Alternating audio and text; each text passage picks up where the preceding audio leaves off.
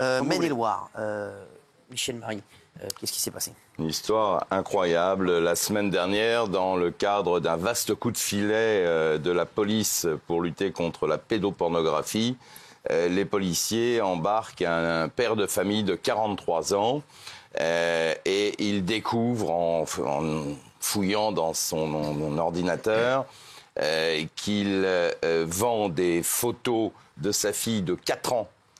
Il vend des photos de sa fille de 4 ans nue. Un peu plus loin, on découvre une vidéo où il est en train de violer sa fille de 4 ans.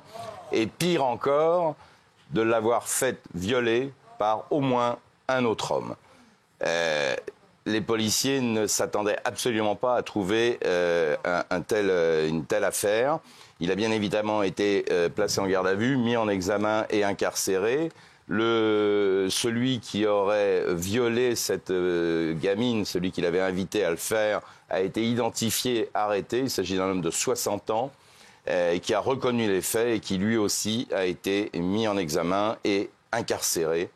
Et pour l'instant, l'enquête se poursuit. On essaye de savoir s'il a pris de l'argent sur ces opérations et également s'il y a d'autres individus qui auraient profité de cette situation.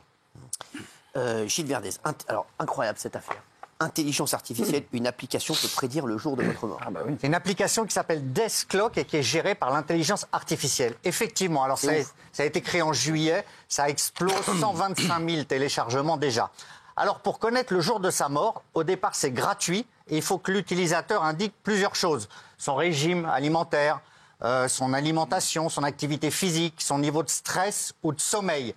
Puis il y a un calcul qui est fait, alors ça se veut scientifique parce que il y a 1200 études qui ont été regroupées. 53 millions de personnes font partie de ces 1200 études. Donc, c'est représentatif. Ouais. Et il y a un compte à rebours qui va apparaître et qui va se terminer le jour de votre mort. Alors, au départ, c'est gratuit, mais si vous voulez les conseils pour améliorer et retarder votre mort, il faut payer 40 $.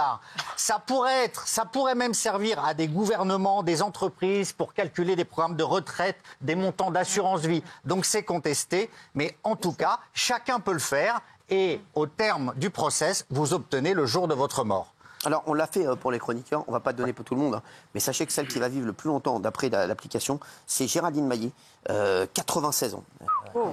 96 ans, Géraldine Maillet. C'est parce qu'elle est bien vaccinée, je pense. Merci, mais c'est vrai, c'est Géraldine Maillet. Michel Marie, Pierre Palmade. Oui, alors Pierre Palmade avait été condamné, on l'avait évoqué, le 20 novembre dernier, à 5 ans de prison, dont 2 fermes. Il avait 10 jours pour faire appel. Il s'est désisté de cet appel, donc il n'a pas fait appel. À partir de cet instant, il est donc définitivement condamné à cette peine de prison. Il va, sous un mois, être convoqué par le procureur de la République de Bordeaux afin d'aménager son incarcération, qui devrait intervenir dans un minimum de 4 mois. Il va donc aller en prison. Et il pourra toujours par la suite faire une demande d'aménagement de peine qui sera soumise à une décision du JAP, donc du juge d'application des peines, au terme d'une audience contradictoire. Alors en fait, il ne fait pas appel pour 3 raisons. Oui. D'abord, on l'avait annoncé ici, parce qu'il n'a pas envie de revivre le procès et pas envie de faire revivre le procès aux victimes. Ensuite, il estime finalement que c'est une juste peine, cette peine. Et comme il a, 3e raison, comme il y a une exécution provisoire, s'il faisait appel, de toute façon, il irait en prison. Donc voilà, il avait décidé de ne pas faire appel. Maintenant là, ses avocats sont en train de négocier avec lui. Parce que quand il ira devant le juge, il ira tout seul. Donc en fait, ses avocats veulent régler en amont. Je prends un exemple. S'il va à la prison de Gradignan, c'est la prison où il souhaite aller, pour aller au CHU de Bordeaux après, il peut dire, vous m'accordez cette prison et je vais en prison avant Noël. S'il ne va pas à la prison de Gradignan, il souhaite aller, il peut dire « laissez-moi passer Noël en famille et j'irai après ». Donc il y a une discussion qui est en train de se créer. Merci Gilles. Un détenu offre 120 000 € pour tuer le directeur de sa prison, Amaury. Oui, c'est dingue hein, cette histoire, ce qui montre encore que la DZ Mafia, ça implique encore la DZ Mafia, vous savez, cette organisation tentaculaire criminelle qui règne sur une partie du trafic de drogue en France. En fait, dans la nuit de dimanche à lundi, la police a interpellé 2 hommes au comportement louche, puisqu'en fait, ils gravitaient autour de la prison des Baumettes à Marseille, et plus exactement dans le quartier de la prison où résident des agents pénitentiaires de cette prison. Ces 2 hommes ont un profil assez inquiétant. En fait, ils étaient détenteurs de cagoules, d'un pistolet, d'une arme automatique. Et la police les soupçonne d'être venus expressément d'Île-de-France à Marseille pour effectivement exécuter un contrat de tueur à gages. Et leur cible, ce serait effectivement un responsable pénitentiaire dont la tête a été mise à prix avec une récompense de 120 000 euros. En fait, il y a une vidéo qui a été postée sur les réseaux sociaux dans laquelle quelqu'un montre des liasses de billets et dit voilà, je propose 120 000 euros pour tuer ce responsable de la prison. Et cette personne donne l'adresse précise de ce responsable pénitentiaire. Alors, évidemment, la police se pose la question de qui a pu faire ça. Et elle soupçonne un détenu qui s'appelle Gabriel O, qui est actuellement détenu dans la prison des Baumettes, qui a un comportement extrêmement virulent, qui a eu des sanctions disciplinaires, notamment de la part de cet agent disciplinaire. Et cet homme, c'est un grand bandit qui serait un des leaders de la DZ Mafia. Et la DZ Mafia qui a donc une espèce de puissance énorme et qui donc met en danger ce responsable de la prison. Gilles Verdez, le président du conseil départemental de la Somme, a détourné 370 000 euros. Il est incroyable. Il s'appelle Stéphane Aussoulier et il a été condamné pour escroquerie et abus de confiance. 3 ans de prison avec sursis, 30 000 euros d'amende. Alors, ça a été rendu aujourd'hui par le tribunal. Il est de quel bord politique, on le sait ou pas? De Beauvais. Je ne sais pas, Cyril, c'est une bonne question. Je ne sais pas. Donc, il n'y a pas d'exécution provisoire. S'il fait appel, il peut rester à son poste de président du département. Et c'est incroyable. Parce qu'entre juin 2016 et décembre 2023, il a effectivement détourné 370 000 euros.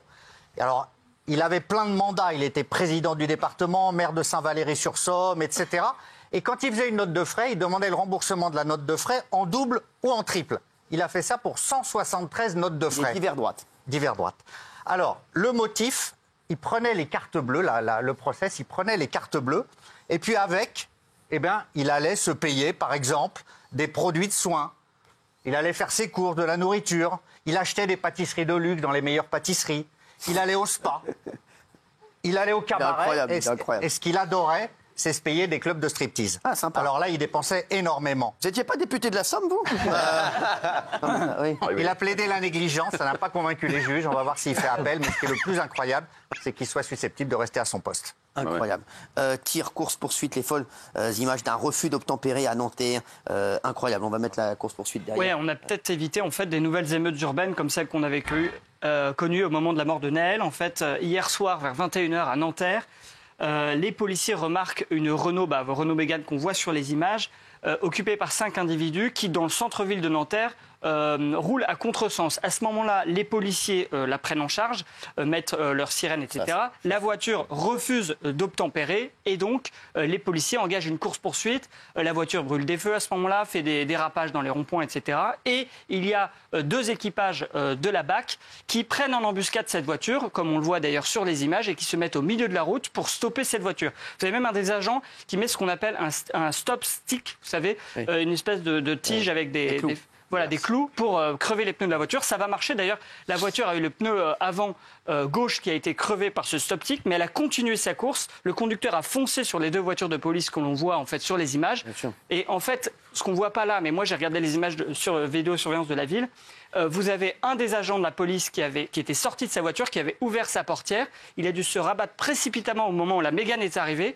Lui n'a pas été blessé heureusement, mais la portière de la voiture a volé en éclats et donc lui a sorti son arme et a tiré sur la Mégane qui finalement a fini sa course. Le conducteur a perdu le contrôle puisqu'il avait un pneu crevé. Il est allé s'encastrer dans des voitures qui stationnaient. Les 5 personnes dans la voiture ont pris la fuite.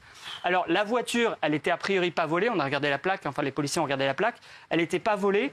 Le propriétaire de la voiture habite à Clichy-sous-Bois, donc on se demande un peu ce qu'elle faisait là. Mais elle n'était pas assurée. Et là, ce qu'on sait, c'est qu'il y a évidemment 2 enquêtes qui ont été ouvertes pour le refus d'obtempérer et pour le policier qui a tiré. Et ce qui est sûr, Cyril, c'est que si le policier qui a tiré avait touché, voire tué une des personnes qui étaient dans la voiture, eh bien ce soir, la France serait peut-être à feu et à sang, comme pendant l'été 2023. Incroyable, hein, cette histoire, incroyable.